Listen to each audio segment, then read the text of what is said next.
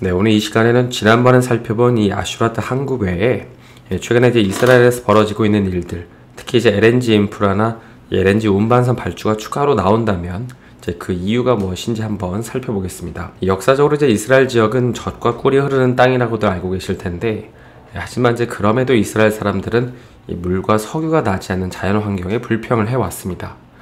그래서 이제 유전이 없던 이스라엘은 가뜩이나 종교 문제 때문에 주변에 이제 아랍 국가들로부터 원유 수입도 못하다 보니까 이제 다른 곳에서 석유를 사왔어야 되는데, 대표적으로 이제 아제르바이잔이 있었고요. 반면에 이제 천연가스는 이집트에서 육로가스관으로 수입을 해오고 있었지만, 당시에 이제 우호적인 관계였던 이 이집트 무바라크 정권이 무너지면서 이제 이 과정에서 발생한 테러 때문에 가스관이 폭발을 했고, 이제 그러다 보니까 수시로 공급 차질이 발생하는 이제 이런 일들이 발생을 하게 됩니다.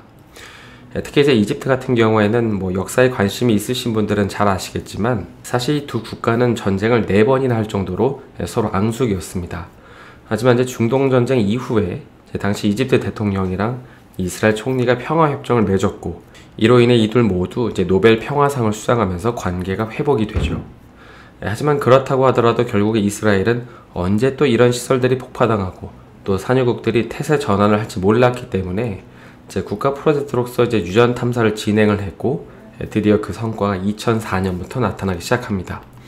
바로 이제 그 텔아비브 지역에서 조금 떨어진 이 크파르사라라는 지역에서 10억 배럴 규모의 유전이 처음으로 발견이 된 건데요. 그리고 이제 그 이후에는 여기 이제 2008년에 이 시펠라 유전에서 2,500억 배럴의 원유가, 그리고 이제 2009년에는 이 노블 에너지가 지중해 북부 해역에서 약 100km 떨어진 타마르 해역에서 이 매장량이 무려 2,500억 입방미터의 천연가스선을 발견을 했고, 마지막으로 2010년에는 리바이어던에서 무려 5,400억 입방미터 규모의 천연가스를 발견을 하게 됩니다. 이게 이제 단순히 뭐 숫자로만 들어서 감이 잘 안 오실 수도 있지만, 여기 이제 이거 3번 이 타마르에서 나오는 천연가스만 하더라도 이제 이스라엘 내 수요를 충족할 수 있다고 하죠. 그럼 이제 이 나머지 1번과 2번에 해당하는 천연가스는 그러면 어떻게 해야 될까요?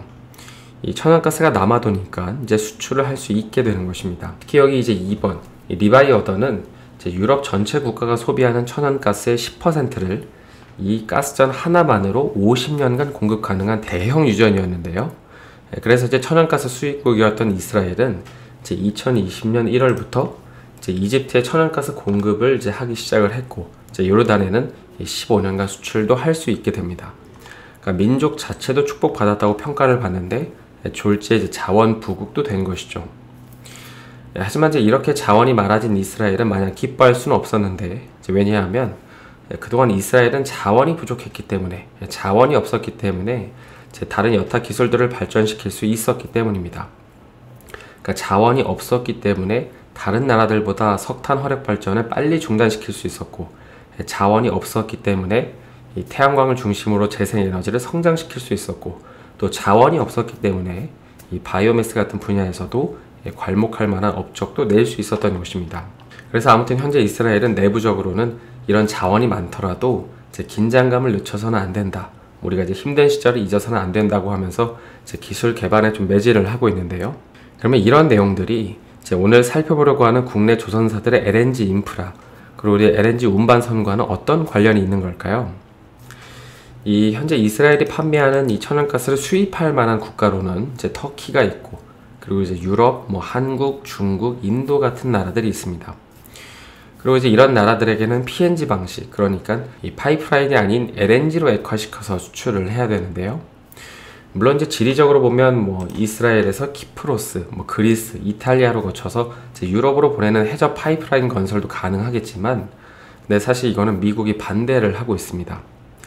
현재 미국은 이제 이스라엘에서 터키까지 이 천연가스 파이프라인 건설이랑 이 LNG 운반선을 통해서 EU로 보내는 건 동의는 하지만, 이런 식으로 이제 가스관을 연결해서 천연가스를 수출하는 거는 이제 반대를 하고 있습니다. 이유가 무엇일까요? 바로 이제 미국 본인들이 유럽에다가 천연가스를 장기적으로 팔기 위해서입니다.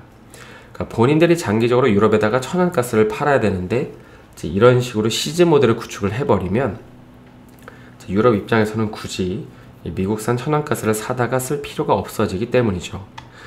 그래서 이제 이런 이유 때문에 현재 카타르가 그 유럽에다가 물량을 보내기 위해서 이제 LNG 운반선 발주를 더 해야 되는 게 아니냐는 기대감에 대한 반대 의견 중에 하나는 이 카타르의 역할은 지금 부족한 천연가스만 임시 방편으로 보내주는 것이기 때문에 이제 굳이 비싼 돈을 주고 이 LNG 운반선 발주를 추가로 더 하지 않을 거라는 견해도 있습니다. 그러면 이거는 이제 이스라엘의 입장이고, 터키는 만약 이스라엘이 가스관을 연결하자고 하면 적극적으로 이제 진행을 할까요?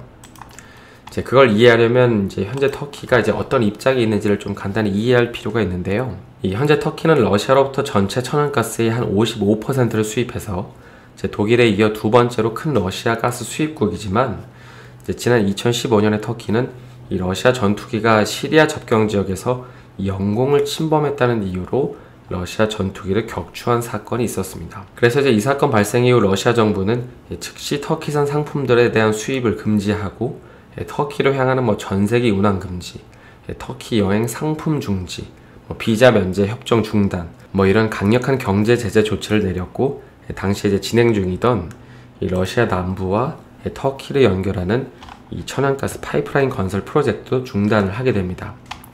그러니까 이 사진에서 이제 볼 수 있듯이 러시아산 천연가스를 터키로 보내는 이 터키 스트림 건설 프로젝트를 계획하고 있었는데 이제 이거를 중단을 한 것이죠.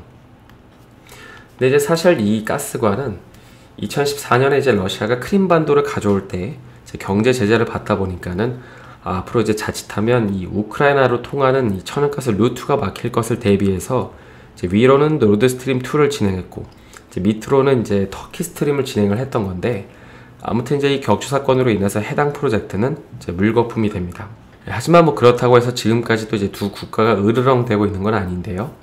최근에 이제 러시아 우크라이나 전쟁에서 볼 수 있듯이 터키는 러시아 편을 많이 드는데, 왜냐하면 이제 앞서 언급한 러시아의 강력 보복을 견디지 못한 이 터키 대통령이 이 전투기 격추와 관련해서 공식 사과를 했기 때문입니다. 그렇지만 이제 이게 한 번 제재하는 게 어렵지 두 번, 세 번 어렵지 않기 때문에 나중에 이제 비슷한 사례가 다시 발생할 수도 있잖아요. 그래서 그때는 이 경제 제재가 아닌 이 에너지 공급 자체가 끊길 수 있다는 점을 우려하고 있어서 한편으로 터키 역시 이스라엘과의 가스관 연결을 긍정적으로 생각을 하고 있습니다. 그럼 이제 이런 상황에서 앞으로 이스라엘은 어떤 포지션을 취하게 될까요?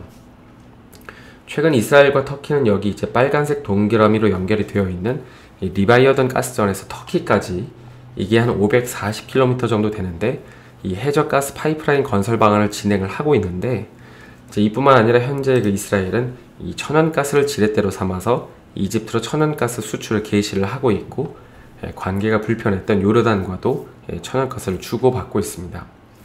그리고 이제 결론적으로는 조만간 유럽은 이 러시아 천연가스의 대안으로 이스라엘의 가스를 활용할 수밖에 없는 만큼 앞으로 이제 이스라엘은 LNG 인프라를 더 늘려갈 수밖에 없고, 그리고 이제 천연가스를 운반할 LNG 운반선에 대한 추가 발주에 대해서도 이제 고려를 할 수밖에 없다는 것입니다. 그리고 이제 여기에 조금 더 보태면 지난번에 살펴봤던 이 이스라엘의 에일라트 아슈켈론 항구를 통해서도 이제 카타르의 천연가스가 수출이 된다면 이제 여기에 사용되는 LNG 운반선에 대한 발주를 조금 더 기대를 해볼 수도 있는 것이죠. 그래서 이제 여기까지가 그 최근에 이스라엘과 관련된 얘기인데요.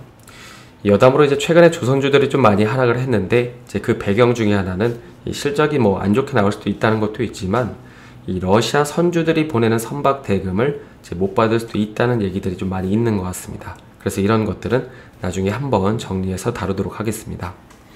그래서 오늘은 최근 이스라엘을 주목해야 하는 한 가지 이유에 대해서 살펴봤는데요. 남은 하루도 수고하시고요. 저는 내일 다시 인사드리겠습니다. 오늘 영상이 도움이 되셨다면 좋아요와 구독 부탁드립니다.